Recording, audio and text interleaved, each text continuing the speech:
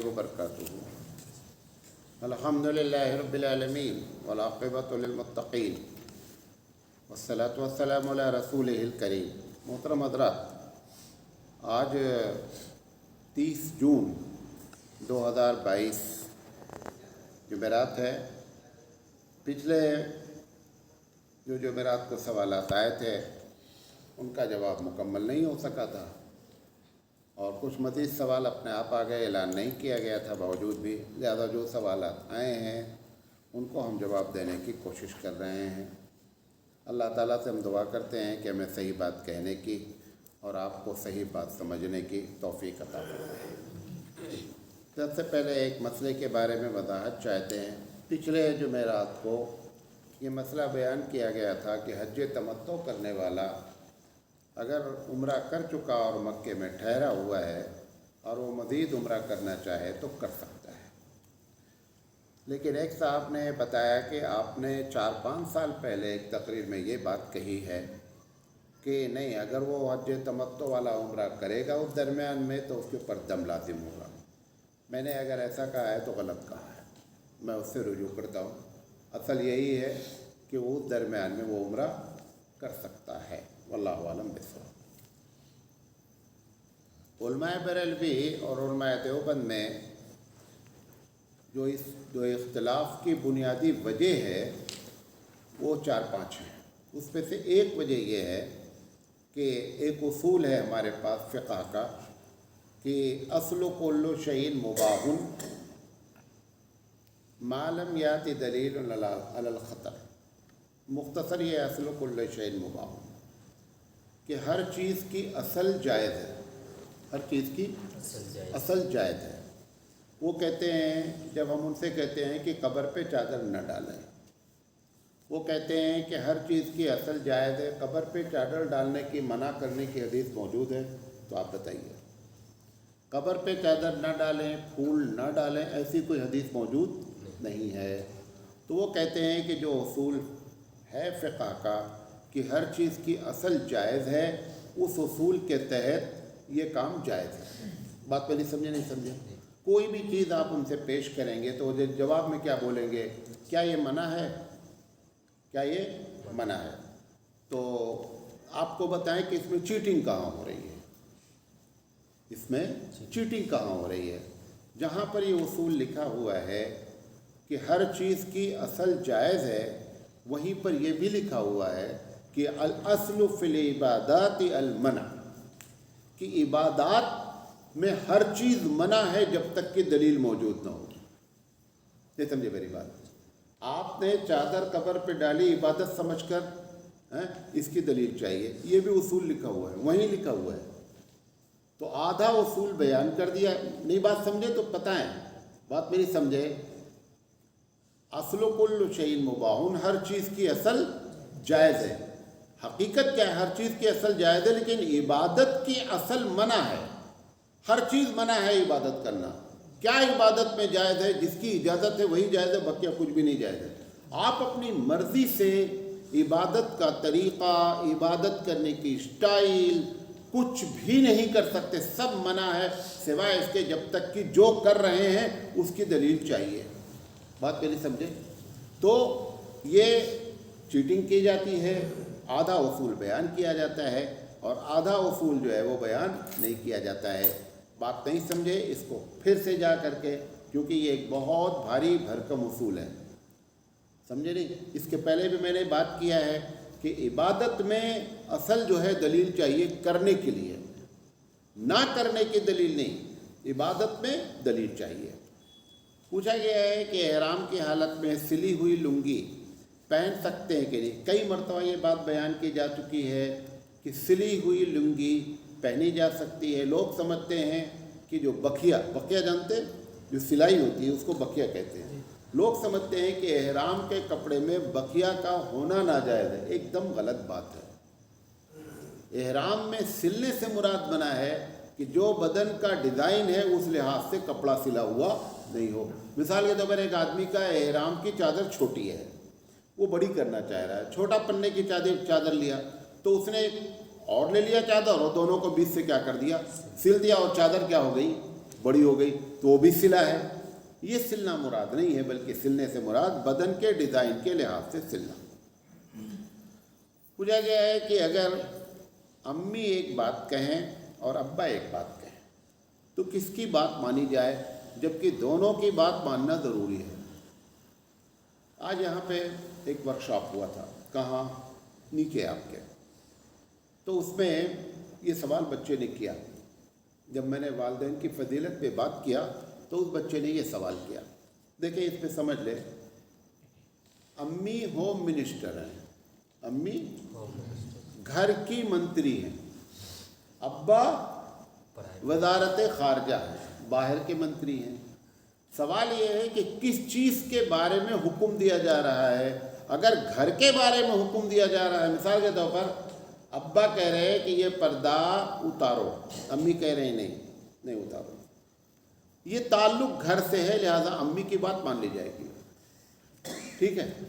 10 بجے امی کہہ رہے ہیں کہ جاؤ سامنے سے چپس لے کر آ جاؤ، ابا کہہ رہے ہیں کہ یہ وقت مناسب نہیں ہے باہر جانے کا، نہیں جاؤ بیٹا. یہ باہر جانے کا تعلق ہے، ابا کی بات مانی جائے گی، اور وہاں پہ تھا امی کا، امی کی بات مانی جائے گی. تو یہ دیکھا جائے گا کہ حکم باہر کا ہے یا اندر کا ہے. بات میری سمجھے جی. لیکن اب امی کی بات نہیں مانی، مثال کے طور پر امی کی بات نہیں مانی اور لا کر کے نہیں دیا، لیکن امی کی انسلٹ نہیں کرنا چاہیے ابا کے مقابلے میں. ابا کی بات مانی تو امی کی انسلٹ نہیں ہونا، امی کی بات مانی تو ابا کی انسلٹ نہیں ہونا چاہیے. دونوں کو بتا دینا نہیں کہ نہیں ایسا مسئلہ ہے، ایسے خاموشی سے کام ہوگا. پوچھا گیا ہے یہیں کہ کسی طالب علم نے لا کے دیا ہے کہ نماز میں ہاتھ کہاں باندھیں، کہاں کہاں رکھیں. یہ ایک اچھا سوال ہے، کیونکہ میں نے جو آپ کو ترتیب بتائی نا کہ ایک ایک مسئلہ جان لیں، پہلے ہاتھ کے بارے میں جان لیں، پھر پیر کے بارے میں جان لیں، پھر آنکھ کے بارے میں جان لیں، پھر پیٹھ کے بارے میں جان لیں، تو آپ کو سنت طریقہ معلوم ہو جائے گا کہ نماز میں کیا ہے. تو ایک ساتھ جو بات بتائی گئی تھی وہی بات دوبارہ بتا دیتا ہوں. آج میں ہاتھ کے بارے میں بتا رہا ہوں، اگلا جو میرا آپ کو سوال کیجیے گا پیر کے بارے میں، پھر اس کے بعد سوال کیجیے گا آنکھ کے بارے میں. تو ایسے 4-5 دن ہفتے میں ایک مکمل ہو جائے گا. ہاتھ کا جو تعلق ہے، سب سے پہلی بات جب ہاتھ اٹھایا جائے گا تو کندھے تک عورتیں اٹھائیں، اس پر ایک حدیث ہے. مرد جو ہے وہ کانوں کی لو تک اٹھائیں. اٹھانے میں یہ ایک مسئلہ ہے. جب اٹھائیں تو ہتھیلی کو کیا کریں؟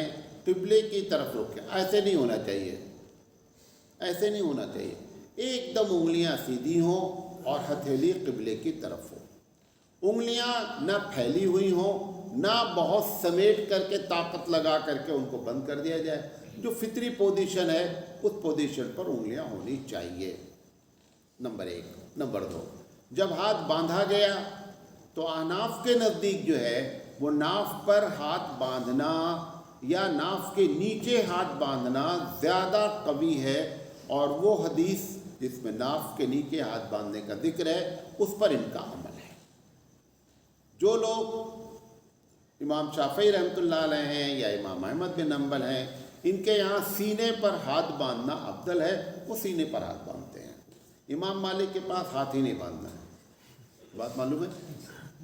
امام مالک رحمۃ اللہ علیہ کا کہنا یہ ہے کہ ہاتھ باندھنے کی کوئی صحیح حدیث موجود نہیں ہے. بعض لوگ کہتے ہیں کہ بخاری میں حدیث ہے کہ ہاتھ سینے پر باندھا جائے. جھوٹ بولتے ہیں. امام بخاری رحمۃ اللہ علیہ نے جو حدیث نقل کی ہے وہ یہ ہے کہ وضع یدہ الیمنی علی الیسری، دائنے ہاتھ کو بائیں ہاتھ پہ رکھا. وہ کہاں رکھا وہ لکھا ہی نہیں ہے. علامہ ابن قیم رحمۃ اللہ علیہ کی کتاب ہے مختصر زاد المعاد. اصل زاد المعاد ہے، اسی کو مختصر کیا. علامہ ابن قیم رحمۃ اللہ علیہ لکھتے ہیں، جو علامہ ابن تیمیہ رحمۃ اللہ علیہ کے شاگرد ہیں، انہوں نے اس میں لکھ رکھا ہے کہ ہاتھ باندھنے کی کوئی صحیح حدیث موجود نہیں ہے، لہذا امام مالک نے کیا کر دیا؟ چھوڑ دیا. لیکن آگے امام علامہ ابن قیم نے ایک بات اور لکھی ہے جس کو بیان نہیں کیا جاتا ہے. انہوں نے کہا کہ اگر کوئی حدیث کسی درجے میں صحیح ہے تو وہ ہے جس پر احناف کا عمل ہے. یہ بھی لکھا ہوا ہے وہیں. لیکن چونکہ ہم کو ڈنڈی مارنا ہے لہذا ہم وہ اتنی عبارت کیا کرتے ہیں، کھا جاتے ہیں۔ حاشیے میں بھی لکھا ہوا ہے کہ وہ حدیث جس پر احناف کا عمل ہے وہ تمام حدیثوں میں سب سے زیادہ کیا ہے، صحیح ہے۔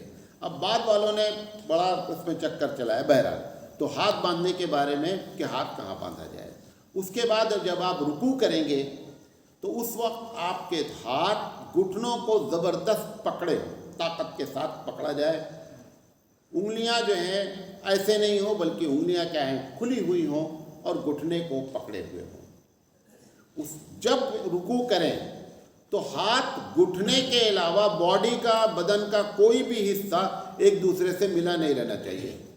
نہیں سمجھے میری بات؟ جیسے آپ نے گھٹنے پکڑا تو لوگ کیا کرتے ہیں، یہ حصہ یہاں ملائے رہتے ہیں، کبھی کبھی یہ حصہ ران میں ملائے رہتے ہیں، نہیں، صرف بدن سے ٹچ آپ کا ہاتھ گھٹنوں پر رہے گا، بقیہ بدن کا کوئی حصہ ایک دوسرے سے ٹچ نہیں ہوگا۔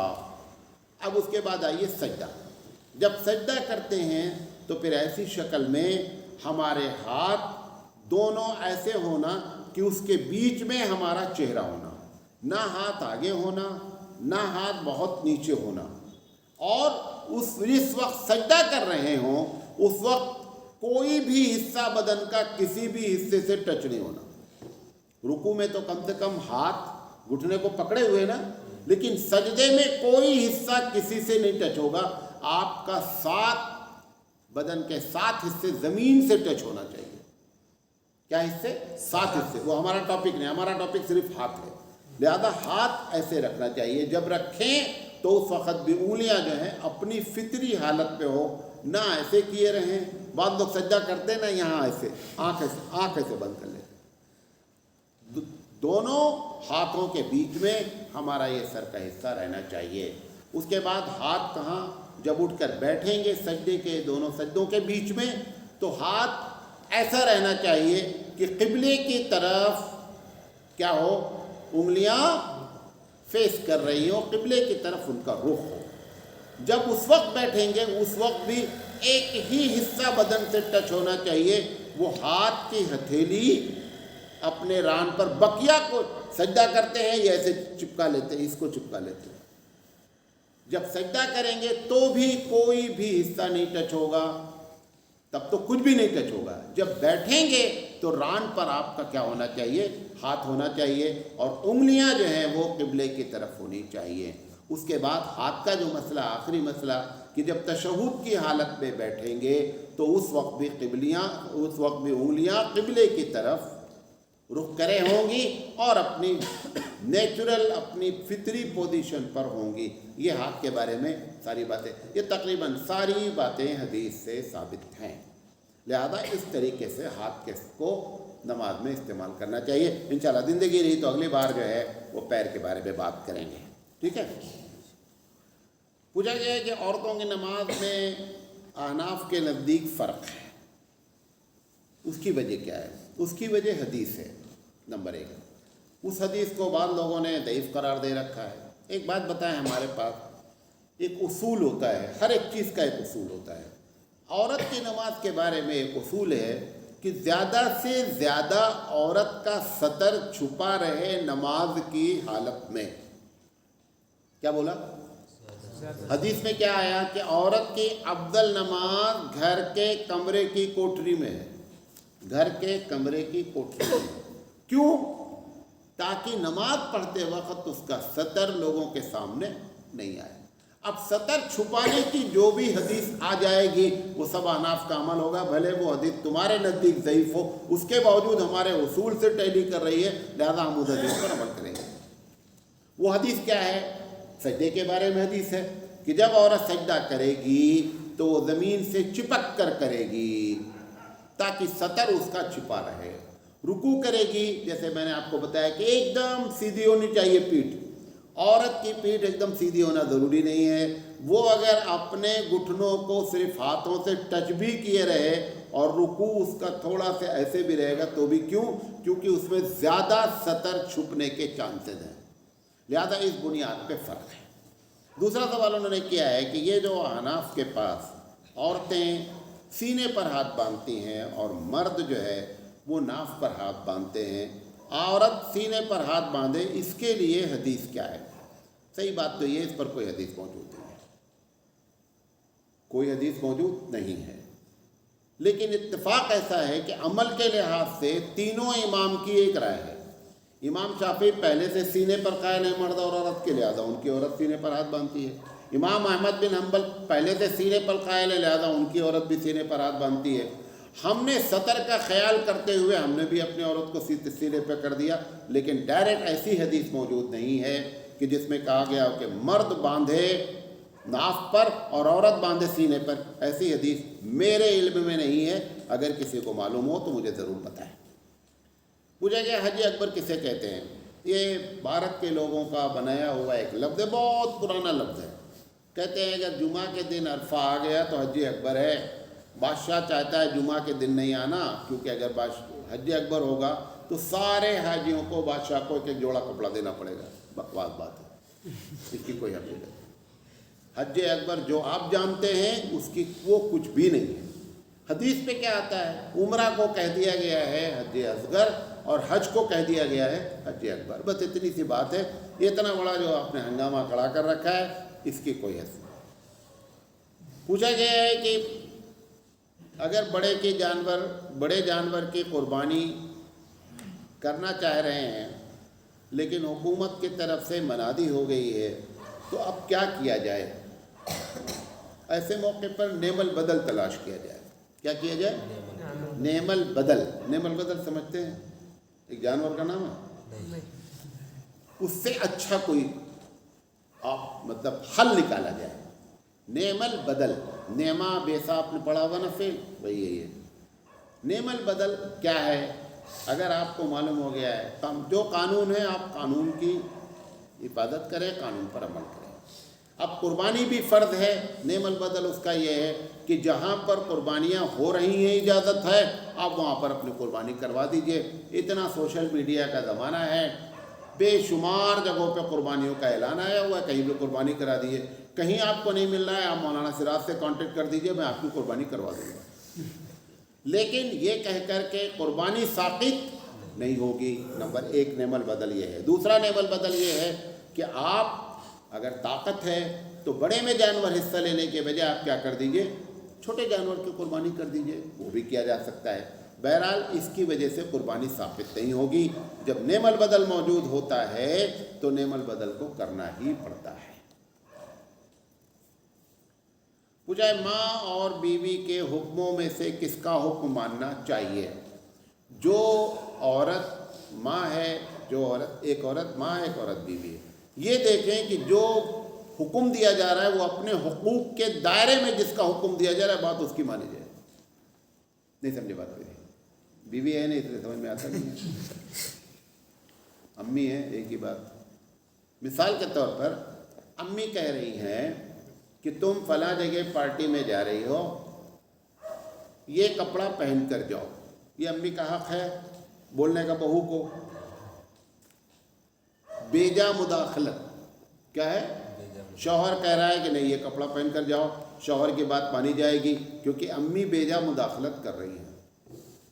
ٹھیک ہے، امی کے پاس پیسے نہیں ہیں 3 کام کے لیے، کھانے کے لیے پیسے نہیں ہیں، کپڑے کے لیے پیسے نہیں ہیں، سر چھپانے کے لیے پیسے نہیں ہیں، اور ضرورت کے لیے قرضہ لے رکھا ہے۔ وہ بیٹے سے کہہ رہے ہیں کہ بیٹا مجھے 10,000 روپے دو، اور بیٹے کے پاس موجود ہے۔ بیوی کہہ رہے کہیں کو دیتے چپکے بے مطلب کا خرچہ کرتی ہیں، چھوڑو۔ یہاں بیوی کی بات نہیں مانی جائے گی، یہ ماں کا حق ہے، آپ کو دینا پڑے گا۔ بات سمجھ میں آ رہی ہے؟ تو یہ دیکھا جائے گا کہ امی جو کہہ رہی ہیں وہ اپنے رائٹ، اپنے حقوق کے تحت بات کر رہی ہیں یا نہیں۔ اگر امی اپنے حقوق کے تحت بات کر رہی تو بیوی کی بات کو چھوڑ دیا جائے گا، اور اگر بیوی اپنے حقوق کے تحت کہہ رہی ہے تو بیوی کی بات مانی جائے گی۔ مثال کے طور پر بیوی کہہ رہی ہے کہ میں تمہاری امی کے ساتھ نہیں رہوں گی، امی کہہ رہی ہیں کہ نہیں تم کو ہمارے ساتھ رہنا ہے، کس کی بات مانیں گے یہاں؟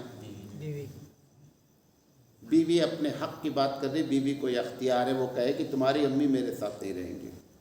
آپ اپنی امی کا انتظام کریں، جو بھی کریں، لیکن بیوی کو یہ حق کہنے کا ہے کہ میں ساس کے ساتھ نہیں رہوں گی، یہ اس کو اختیار ہے۔ وہ جو رہ رہی ہیں نا، وہ بہت شریف عورتیں ہیں، بزرگ ہیں، ان کی آپ سیوا کریں، اللہ آپ کے گھر میں بزرگ رہتے ہیں، بے مطلب آپ بزرگ تلاش کریں، حضرت حضرت وہی حضرت ہیں، بڑے حضرت گھر میں تمہارے رہتے ہیں۔ شرط کیا ہے کہ لڑتے نہ ہو دونوں، کیا ہے؟ لڑتے نہ ہو۔ اگر نہیں لڑ رہے ہیں تو یہ بزرگ ہیں۔ پوچھا گیا مولانا صاحب، ایک صاحب تقریر کر رہے تھے، کہہ رہے تھے کہ اگر پانی کھڑے ہو کر کسی نے پیا ہے تو اس کو الٹی کرنا لازم ہے، اس کی کیا حقیقت ہے؟ جھوٹ کہہ رہے تھے، ایسی کوئی حدیث نہیں ہے، اگر ان کو معلوم ہے تو بھی غلط ہے۔ کھڑے ہو کر پانی پینا اس وقت گناہ ہوگا جب نبی کی حدیث کی انسلٹ کی جائے گی۔ بیٹھ کر پانی پینا افضل ہے، سنت ہے، ثواب ملے گا۔ لیکن اگر کسی وجہ سے کوئی آدمی کھڑے ہو کر پانی پی لیا تو کھڑے ہو کر پانی پینے سے گناہ نہیں ہوگا۔ عادت نہیں بنانی چاہیے، افضل یہی ہے بیٹھ کر پیے، لیکن الٹی کر دینا ایسی کوئی بات نہیں ہے۔ پوچھا گیا ہے کہ بکرے کی قربانی تو سنا ہے، لیکن ایک صاحب کہہ رہے تھے کہ بکری کی بھی قربانی ہو سکتی ہے، بکری کی بھی، کیونکہ محاورہ کیا بنایا گیا ہے، بکرے کی ماں کب تک خیر منائے، تو لوگ کیا سمجھے بکرے کی قربانی ہو سکتی، بکری کی نہیں ہو سکتی، بکری کی بھی قربانی ہو سکتی ہے۔ پوچھا گیا ہے، ایک صاحب نے پوچھا ہے کہ کیا جس وقت عورت کے نام پر قربانی ہو رہی ہو، دیکھیں قربانی اللہ کے لیے ہوتی ہے، کسی کی طرف سے ہوتی ہے۔ پچھلے ہفتے ایک صاحب نے کہا کہ آپ نے کہا اسماعیل علیہ السلام کے لیے، اسماعیل علیہ السلام کی طرف سے قربانی کا مطلب کہ ان کو ثواب پہنچے، ورنہ قربانی سب اللہ کے لیے ہوتی ہے۔ تو پوچھا گیا ہے کہ اگر کوئی آدمی عورت کی طرف سے قربانی کر رہا ہے تو جس دن وہ قربانی ہو رہی ہے اس دن عورت کا پاک ہونا ضروری ہے کیا؟ بھئی عورت کو تھوڑے قربان کرنا ہے کہ پاک ہونا چاہیے؟ انہوں نے کہا کہ وہ نماز نہیں پڑھ سکتی، بھئی نماز نہیں پڑھ سکتی ٹھیک ہے، قربانی اس کی نماز خود ذاتی طور پر پڑھنا ہے، قربان خود نہیں ہونا ہے نا، کہ آدمی قربان ہونا ہے لہذا پاک ہونا ضروری ہے، لہذا اس کا کوئی مسئلہ نہیں ہے۔ پوچھا گیا مرحوم کے نام پر قربانی دینا کیسا ہے؟ احناف کے نزدیک ایک دم جائز ہے، اور جائز کی دلیل یہ ہے کہ حضرت علی رضی اللہ تعالیٰ عنہ اپنی زندگی میں ہمیشہ نبی کریم صلی اللہ علیہ وسلم کی طرف سے قربانی دیا کرتے تھے، اور یہ کہتے تھے کہ رسول اکرم نے مجھے وصیت کی ہے۔ یہ ایک الگ بات ہے کہ اس کے علاوہ آثار صحابہ بہت کم ہیں کہ جو مرحومین کی طرف سے قربانی دیتے رہے ہوں، لیکن حضرت علی کا یہ قول مشہور ہے، اور بھی تحقیق کی جائے گی تو ہو سکتا ہے اور بھی لوگ نکلے، بہرحال احناف کے پاس دلیل ہے اور قربانی دی جا سکتی۔ پوچھا گیا میت کو غسل دینے والے کو غسل کرنا واجب ہے یا مستحب ہے؟ واجب نہیں ہے۔ ایک آدمی نے کسی مردے کو نہلا دیا تو نہلانے والے پر غسل واجب نہیں ہوتا ہے، گھر کے عوام میں یہ بات مشہور ہے کہ اگر آپ نے نہلایا تو آپ پر بھی غسل لازم ہو جائے گا۔ اصل چکر کیا ہے، ان کو ڈر رہتا ہے کہ کہیں ایسا نہ ہو کہ اگلا نمبر ہمارا آ جائے، لہذا اگر کوئی الا بلا آئی ہے تو نہا کر کے کنارے پر دو۔ ہم لوگوں کے گاؤں میں جب اب تو خیر ختم ہوا، جب مٹی دے کر آتے ہیں، آپ نے دیکھا ہے کہ جب مٹی دے دیتے ہیں قبر میں تو قبر میں پانی سے ہاتھ ضرور دھلتے ہیں۔ ہاتھ معلوم کیا ہے، وہ ہے کہ کہیں ایسا نہ ہو کہ یہ مٹی منحوس ہو اور اپنا نمبر آ جائے۔ اگر مٹی لگی ہے جھاڑ دیجیے ہاتھ، ضروری کیا ہے کہ دھلا جائے، لیکن وہ دھلنا گاؤں میں تو ہم لوگوں کے بچپن میں باقاعدہ ایک ڈپارٹمنٹ تھا جو میت کے بعد پورے جتنے مٹی دینے والے تھے سب کا آ کر کے باقاعدہ لوٹا لے کر ہاتھ دھلاتا تھا، اور کس کے دروازے دھلاتا تھا؟ جس کا انتقال ہوا اس کے دروازے۔ کیوں؟ تاکہ اگر کوئی نحوست ہو تیرے دروازے۔ یہ سب ہمارے پاس مسائل تھے، اللہ تعالیٰ نے علم دیا تو مسائل سے ہم لوگوں کو نجات ملی۔ تو غسل دینا جو ہے وہ غسل دینے والے پر غسل واجب نہیں ہے۔ ایک صاحب نے پوچھا ہے کہ ہمارے یہاں جب میت کو دفناتے ہیں تو اس کے جتنے پرانے کپڑے ہوتے ہیں وہ بھی کفن کے ساتھ دفنا دیتے ہیں، تو کیا یہ سنت ہے؟ اچھا وہ سونے کی انگوٹھی پہنی رہتی وہ بھائی اگر کپڑا تو پہن کے اتارتی ہے نا، نہیں سمجھے بات؟ بھائی آج کپڑا پہنا اتار دیا امی نے، امی مر گئی، جتنے بھی کپڑے ہیں لگاتار تو جسم سے نہیں لگے ہوئے ہیں، تو اس میں تو نحوست آ گئی، انہیں کے ساتھ دفنا دو۔ اور وہ جو سونے کی انگوٹھی 24 گھنٹے پہنی اس کو کیوں نہیں دفنایا؟ اس کو بھی دفناؤ کہ یہ زیادہ نحوست والی ہے۔ کتنے ہوشیار ہیں۔ وہ پرانے سڑے کپڑے اٹھا کر کے قبر میں ڈال دیے اور سونے کے انگوٹھی میں 5 بھائیوں میں لڑائی، کون لے گا؟ بیکار کی بات ہے۔ پوچھا گیا ہے کہ ایک صاحب کا ایک لڑکی سے تعلق ہو گیا اور وہ 1 مہینے کی حمل سے ہے، کیا وہ اسی لڑکی سے نکاح کر سکتا ہے کہ نہیں؟ نکاح کر لینا چاہیے، اچھی ہے بھئی، دونوں ایک ہی کیریکٹر کے ہو گئے نا، نہیں سمجھے؟ وہ زانیہ یہ زانی ہے تو جوڑا برابر ہے کہ نہیں؟ برابر ہے۔ اس کا نکاح سب سے افضل اسی کے ساتھ ہے، دونوں ایک کیٹیگری کے ہیں، سمجھے نہیں؟ گروپ ایک ہے۔ ایک صاحب نے پوچھا ہے کہ جو ہم لوگ تقلید کرتے ہیں ائمہ اربعہ کی، شافعی مالکی حنبلی چاروں لوگ، تو انہوں نے اعتراض کیا ہے کہ قبر میں سوال ہوگا من ربک، کہ تمہارا رب کون ہے، دوسرا سوال ہوگا ما دینک، تمہارا دین کیا ہے، تیسرا سوال ہوگا من نبیک، تمہارا نبی کون ہے۔ کیا سوال ہوگا وہاں تمہارا امام کون ہے؟ نہیں ہوگا، لہذا امام کی ضرورت نہیں ہے۔ یہ انہوں نے دلیل دیا ہے، ان کو جواب دے رہا ہوں۔ اچھا، اس میں سوال یہ ہوگا کہ ماں کتابوں کا، تمہارے پاس کون اللہ کی کتاب آئی، وہ بھی سوال تو نہیں ہوگا، اس کا مطلب کتاب بھی چھوڑو قرآن بھی چھوڑو، کیونکہ قبر میں سوال ہونا نہیں ہے کہ تمہاری کتاب کیا ہے، ماں کتابوں کا، یہ بھی سوال نہیں ہوگا۔ ایسے اپنی اپنی طرف سے لوگ جو باتیں کرتے ہیں، سمجھتے ہیں کہ ہم نے بہت اچھا اتنا سوشل میڈیا پہ وائرل کر رہے ہیں اور شرارت کر کے ہم کو بھیجتے ہیں اریٹیٹ کرنے کے لیے۔ پکانا جانتے ہیں؟ پکاتے ہیں لوگ۔ اچھا، پوچھا گیا ہے کہ ایک بہت ہی حساس سوال ہے اور آپ کی ذات سے امید ہے کہ آپ ضرور اس کا جواب دیں گے۔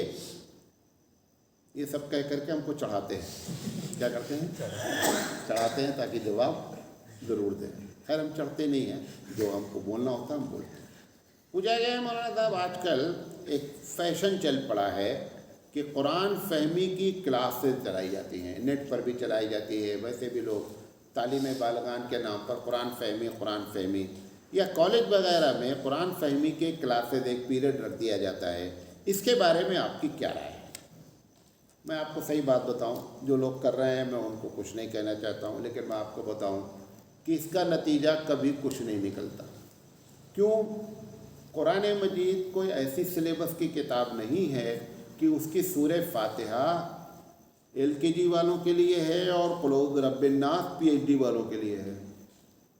ہو سکتا ہے کہ پہلی ہی صورت میں ٹاپ کلاس کا گیئر لگانا پڑے، آپ کو بات ہی سمجھ میں آئے۔ مثال کے طور پر الحمدللہ رب العالمین، ترجمہ تعریف ساری کی ساری اللہ کے لیے، الحمدللہ رب العالمین، ساری تعریف اس رب کے لیے جو جہاں کا، ساری کے لیے اس میں کون سا لفظ عربی میں آیا ہوا ہے؟ بھئی کل الحمد آنا چاہیے، کچھ آنا، کچھ بھی نہیں ہے۔ ترجمہ سب لوگ کر رہے ہیں ساری تعریف، کیوں؟ کیونکہ اس پہ جو الف لام لگا ہوا ہے وہ استغراق کا ہے، پہلا ہی گیئر ٹاپ کا لگ گیا۔ LKG کے جو پہلی بچے میں جماعت پڑھے گا، جو فالا فالو پڑھ رہا ہے، اس کو بولیں گے ہم استغراق ہیں تو وہ اسی میں ڈوب کے مر ہی جائے۔ لہذا قرآن کریم کوئی سلیبس کی کتاب نہیں ہے، قرآن کریم ہدایت کی کتاب ہے۔ لہذا یہ جو چلایا جا رہا ہے اس کے بدلے میں کوئی کمنٹ نہیں کر رہا ہوں، لوگ بڑے خلوص سے چلاتے ہیں بیچارے، لیکن نتیجہ نہیں نکلنا ہے۔ میں دبئی میں، آپ یقین نہیں کریں گے، میں بھی شروع میں بڑا قرآن فہمی ہونا چاہیے تو ملو 15-20 لوگ بڑے سیٹس، مولانا صاحب کلاس شروع کیجیے، اچھا شروع کیے ہوئے 4 مہینہ پڑھا دیے، دوسرا بیچ آیا پھر 4 مہینہ، ایسے کر کے 10-12 بیچ پڑھائے، 2 گھنٹہ 2.5 گھنٹہ پڑھا کر کے جب 7-8 بیچ فارغ ہو گیا تو ایک دن میں نے کیا کیا، 3 سال 3.5 سال کے بعد وہ سارے بیچ والوں کو بلا کر کے امتحان لیا کہ جو پڑھایا تھا کتنا بچا ہے۔ فعلا کی گردان بھی نہیں یاد ہے، سب صفر۔ جو ہم 14 سال میں پڑھتے ہیں وہ 4 مہینے میں پڑھا کر کے آپ اس کو قرآن فہمی بھی بنا لیں گے، کچھ نہیں ہوتا۔ اس سے بہتر تھا کہ 4 مہینے میں یہ بتا دیتے کہ ہمارے اللہ نے ہم سے کہا کیا ہے، اس کی زبان میں، جو زبان اس نے سیکھا ہے ہندی جانتا ہے ہندی میں بتا دیں، کنڑا جانتا ہے کنڑا میں بتا دیں، تو زیادہ چانسز تھے کہ اس کو معلوم ہو جاتا ہے کہ میرے رب نے مجھ سے کہا کیا ہے۔ یہ ایک فیشن بنتا جا رہا ہے قرآن فہمی کے خلاف۔ میری سمجھ سے ہو سکتا ہے 2-4% اچھے نتیجے برآمد ہو جائیں، لیکن معتد بھی حصہ میجورٹی جو ہے وہ کیا ہے، وہ فیل ہے۔ لہذا یہ فیشن ہی ہے۔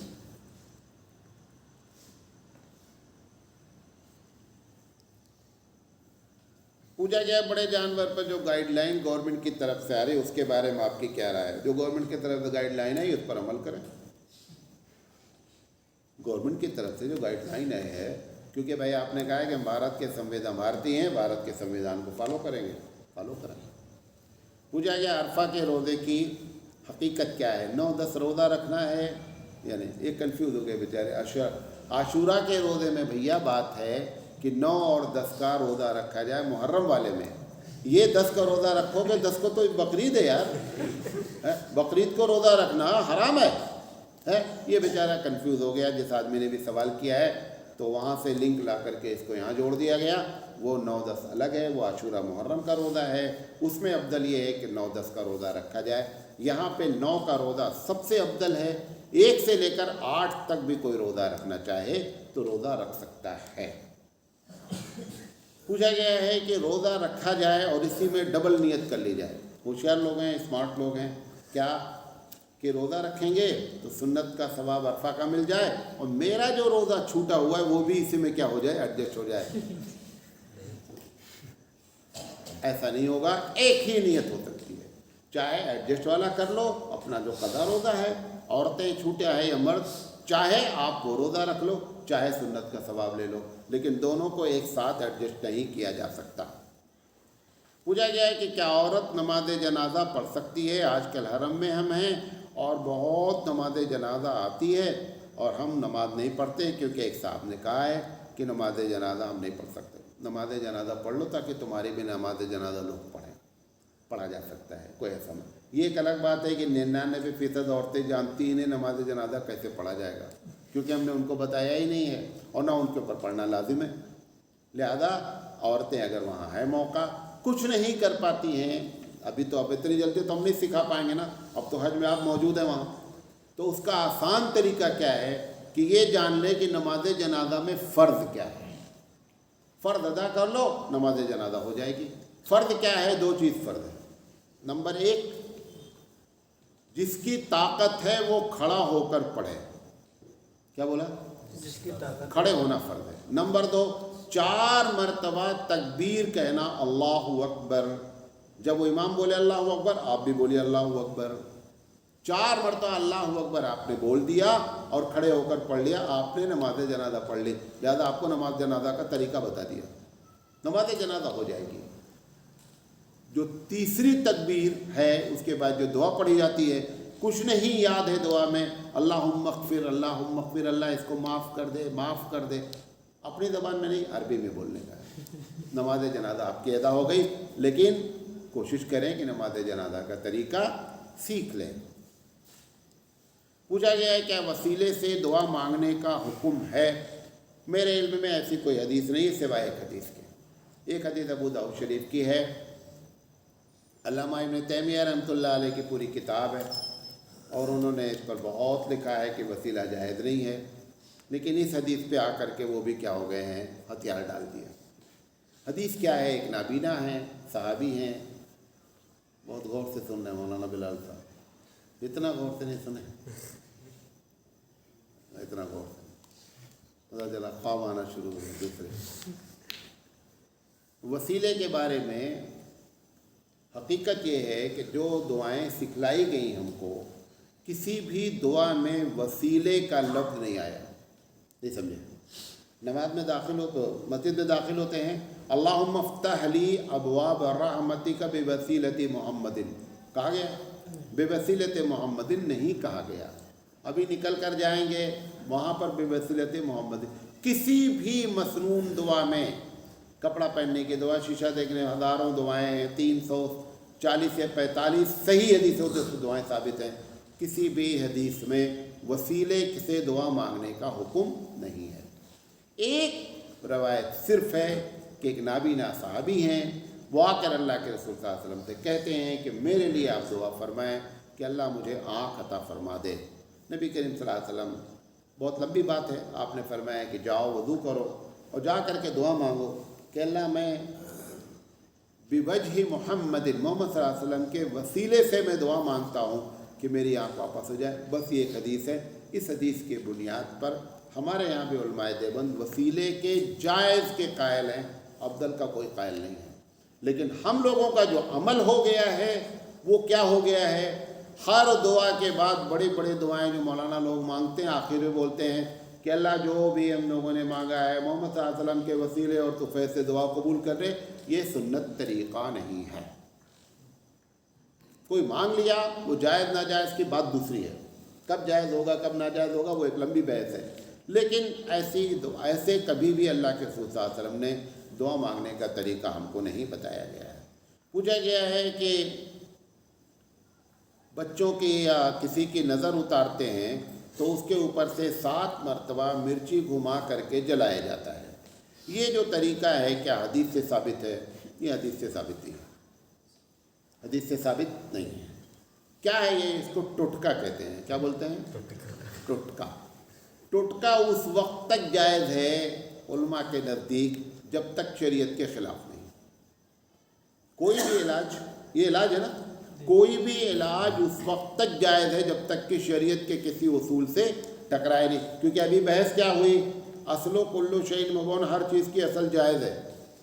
ثواب سمجھ کر کے اگر آپ نے مرچا اتارا تو دلیل چاہیے، ٹوٹکا سمجھ کر اتارا تو کوئی مسئلہ نہیں ہے، اتار سکتے ہیں۔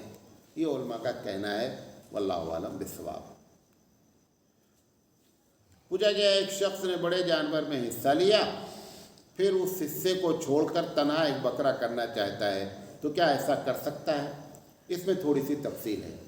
جس نے، غور سے سنیے گا اس کو، جس نے بڑے جانور میں حصہ لیا وہ غریب آدمی ہے، اس کے اوپر قربانی واجب نہیں ہے۔ جس کے اوپر قربانی واجب نہیں ہے، اگر اس نے ایک جانور میں حصہ لے لیا تو اب وہ اپنی نیت بدل کر بکرے پر نہیں آ سکتا۔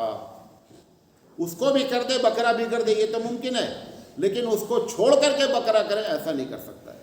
کیوں؟ کیونکہ غریب پر قربانی واجب نہیں تھی، اس نے اپنے اوپر ایک چیز کو واجب کر لیا۔ جب واجب کر لیا تو پورا کرنا کیا ہے؟ ضروری ہے۔ جیسے آپ نفل کے لیے 2 رکعت نماز باندھیں اور نماز کسی وجہ سے ٹوٹ جائے، اس نماز کی قضا لازم ہے۔ بقیہ نفل آپ نے چھوڑ دیا، اس کی قضا نہیں، لیکن اس نفل کو جیسے ہی تم نے ارادہ کر لیا، نیت باندھ دیا، آپ نے اپنے اوپر کیا کر لیا؟ لازم کر لیا، لہذا اس کو پورا کرنا ہے۔ اگر یہ کام امیر آدمی نے کیا کہ اس کی قربانی واجب تھی، اس نے بڑے جانور میں حصہ لے لیا، اب اس کا موڈ بدل گیا، اس نے سوچا ہے چھوڑو بڑے جانور میں کیا ہے، بکرا کاٹ دیتے ہیں۔ اگر امیر کرنا چاہے تو کر سکتا ہے، غریب نہیں کر سکتا ہے، جس کے اوپر قربانی واجب نہیں ہے۔ بات سمجھے نہیں سمجھے؟ پوچھا گیا ہے مولانا صاحب آپ کی تقریر میں نے سنا کہ ارادے پر ثواب ملتا ہے، تو یہ تو بہت اچھا فارمولہ ہے، ارادہ کرتے رہیں۔ ارادے میں 2 چیز اور شامل ہے۔ کیا شامل ہے؟ ارادے کے لیے کوشش کرنا اور سبب اختیار کرنا، تب ثواب ملے گا۔ بھئی آپ کو معلوم ہو گیا ارادہ کرنے میں ثواب ہے، اب آپ ارادہ کر لیے، اس ارادہ کو مکمل کرنے کے لیے کوشش کر رہے ہیں نہیں، تو پھر ارادے کا ثواب کیسے ہوگا؟ ارادے کے لیے کوشش کریں، اگر اس میں کوشش ممکن ہے، سبب اختیار کریں، یہ 2 کریں گے تو ثواب مل جائے گا۔ اور اگر اس میں کوشش اور سبب ہے ہی نہیں، صرف ارادہ ہی ارادہ ہے، تو کر لیں ارادہ، ماشاءاللہ۔ پوچھا گیا ہے کہ حج کے موقع پر جو لوگ حاجی لوگ اس وقت موجود ہیں مکے میں، تو ایک قربانی تو اپنے حج والی کریں گے، جو ان کے اوپر پہلے سے قربانی ہر سال واجب ہے اور اس بار بھی واجب ہے، تو وہ قربانی بھی کرنی ہوگی کیا؟ 2 قربانی کرنی ہوگی، ایک قربانی حج والی کرنی ہوگی، ایک وہ قربانی جو ان کے اوپر پہلے سے واجب ہے، چاہے وہ مینا میں کر لیں اور چاہے وہ بھارت میں یا جس ملک کے رہنے والے وہاں کرا دیں، لیکن 2 قربانی کرنی ہوگی۔ آخری سوال ہے صاحب نے پوچھا، ہماری 4 بہویں ہیں، کوئی بھی ہمارے ساتھ رہنا نہیں چاہتی ہیں، کوئی وظیفہ بتاؤ کہ ہمارا مسئلہ حل ہو جائے۔ بہت بڑا مسئلہ ہے۔ 4 کی चारों बहू साथ में रहना नहीं चाहती हैं। वजीफ़ा इसका ये है कि चारों को अलग रहने दो, ये सबसे बेहतरीन वजीफ़ा है। चारों अगर नहीं रहना चाहती हैं तो इसका मतलब ये है, कह रही हैं, जवाब लिखा है मौलाना साहब ने कि बहू के बजाय अपने लड़के के लिए वजीफ़ा करो कि वो तुम्हारा हो जाए, बहू के चक्कर छोड़ दो। नहीं समझे बात? चारों बहू अलग रहना चाहती है ना, बहू पर कब्जा लिखा है, कब्जा करना चाहती है तो कब्जा अपने बेटे पे कर लो, बहू को छोड़ दो। बेटा तुम्हारे कब्जे से निकला जिसकी वजह से बहू भी क्या हो गई है, कब्जे से निकल गई है। लोग कहते हैं कि कल छोकरी आई और मेरे बेटे पर क्या कर ली, कब्जा कर ली। अच्छा, 30 साल तक, 25 साल तक, 22 साल तक तरबियत किसने किया? अम्मी ने। वो कौन सा टेबलेट लेकर आई है कि एक 15 दिन में तुम्हारे लड़के को कब्जा कर ली? तुम 22 साल तक कौन सा टेबलेट खिला रही थी? तो पता चला कि हाँ, अम्मी की तरबियत में फॉल्ट हुआ ना, कि 22 साल तक तुमने अपने बच्चे को तरबियत किया और वो आई और 2 दिन में तुम्हारे बच्चे पर कब्जा कर ली। इसका मतलब बहुत जीनियस लड़की है, बहुत होशियार है माशाल्लाह। उसकी तो सेवा करनी चाहिए सास को, कितनी होशियार लड़की है। ये हमारी तरबियत का फॉल्ट है, हमारी माओं की तरबियत का फॉल्ट है, जिसकी वजह से ऐसे नतायज बरामद हो जाते हैं। बहरहाल बहू पे कब्जा करने के बजाय अपने बेटे पर कब्जा करने की फ़िक्र करें। क्यों नहीं रहना चाहती, उसकी एक ही वजह है। बहुएं क्यों नहीं रहना चाहती हैं? क्योंकि हर चीज़ में मुदाखलत करना है। हमारे चचा मरहूम मौलाना एजाज अहमद साहब अदहरी, अल्लाह उनको गरी खैर रहमत करे, बड़े काबिल आदमी थे। कहते थे राजा के दरबार में हंसते आओ तो मारे जाओ, रोते आओ तो मारे जाओ। हंसते आए तो क्या हमें बेवकूफ़, राजा के दरबार में हंसा जाता है, शर्म नहीं आती है, फिर मार पड़ी।